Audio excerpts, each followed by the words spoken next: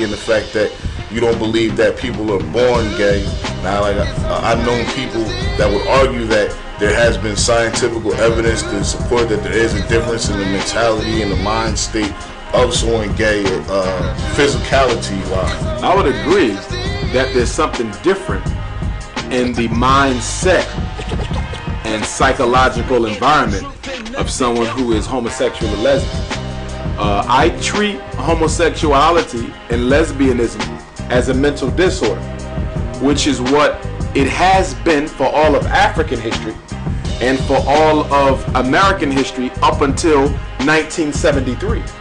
Homosexuality was listed in the Diagnostic and Statistical Manual of Mental Disorders as a mental disease in this country up until 1973, after the Rockefeller World Population Council and Planned Parenthood International, the same Planned Parenthood that is giving black women abortions all across America, okay, is also the same Planned Parenthood that also contributed to the brainstorming and think tanking that went into using homosexuality as a population control strategy in the black community. And in 1972, the Rockefeller World Population Council, with influence, with some coaching by Planned Parenthood International, decided that it would be best if homosexuality would no longer be treated as an abnormal condition and that it be propagated in the black community as a healthy lifestyle choice. That was in 72. In 1973, at the annual American Psychiatric Association convention, homosexuality was voted out of the DSM as a mental disorder. So homosexuality has only been normal in America for about 37 years. In 1974, Secretary of State Henry Kissinger penned a national security memorandum called NSSM 2000. It was a population control document that looked specifically at strategies to control the black population rate across the world. It specifically named a handful of African countries, including Nigeria, that would be specifically targeted with population reduction, and it also discussed population reduction here in America. And although it did not specifically list homosexuality as a strategy, it talked about healthy sexual practices, it talked about birth control, and it talked about alternative lifestyle modifications that should be introduced into communities across America, specifically the black community, to reduce our population. White supremacy has three evil faces. The first face is light-skinned supremacy, where it teaches black people to worship color, where it teaches light-skinned people that they're better than dark-skinned people, and where certain dark-skinned people who can also be light-skinned supremacists mistreat their light-skinned brothers and sisters because they assume that they have a superiority complex, when the truth of the matter is they have an inferiority complex. You have religious supremacy, where black people have been taught by white people and Arabs that you are supposed to force your religious beliefs on other people because that's the way they were forced on us in Africa. And then you have homosexual supremacy, which is the coming age of social order in the black community, where any black person, particularly black men, in order for you to be successful as an entrepreneur, as an athlete, as an entertainer, as a clergyman, okay, you're going to have to bend over and have sexual relations with a homosexual male to prove that you are still the white man's bitch. So white supremacy and homosexuality is connected. Yes, without a doubt. White supremacy and homosexuality are connected. In fact, when you study slavery, you'll find that homosexual acts by white slave masters with black slaves was rather frequent, but it wasn't talked about a lot, particularly when the slave narratives were written after slavery, when the interviews were done by the government and other entities, because as you would imagine, no man wants to admit that he was raped by another man. So homosexuality has a long legacy in the black community. I don't mean to insist that most white people are gay. I don't believe that. Okay, but homosexuality is an outgrowth of Greco-Roman culture, where most of the philosophers, most of the religious leaders, most of the political leaders were all gay.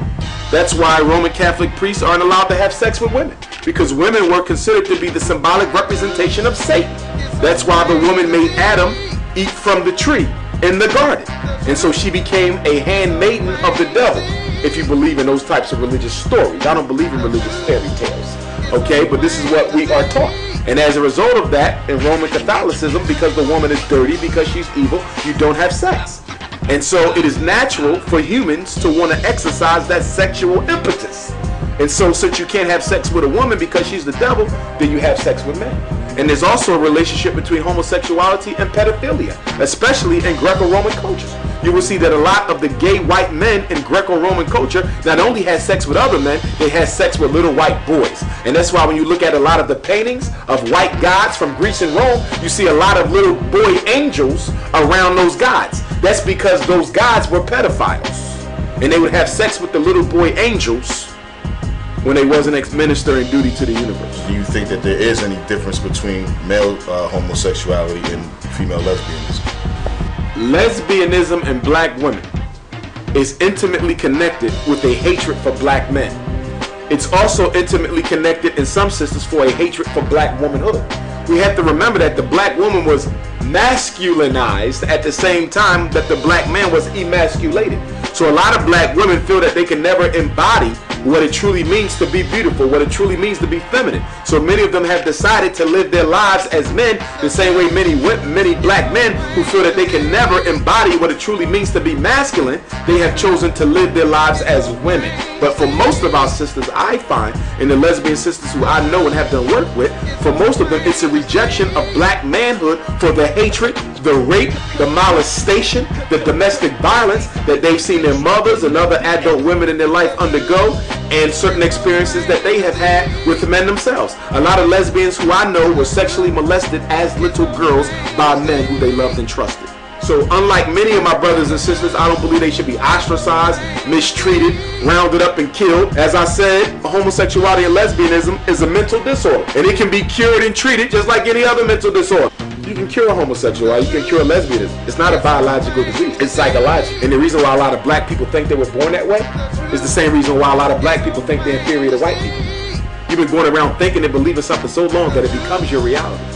It's not true reality, it's your reality. They're not born that way. There's very little proof to substantiate that. Most of the so-called evidence that is out there, because there's no conclusive proof, there's only evidence, is being sponsored by homosexual groups. So it's already biased because it's being put out by people who are trying to advance, their own set of beliefs. The bottom line is this. Forget nature and nurture. The bottom line is this. Is it advantageous for our black women for so many black men to be gay? Period. Only 1 out of every 4 black women gets married. So if you got 1 out of every 4 black men becoming homosexual, how does that help our system? How does that help the community? How does that help our children? How in the hell do you prepare for a war with white supremacy when most of your men want to have sex with the white man they're supposed to be fighting?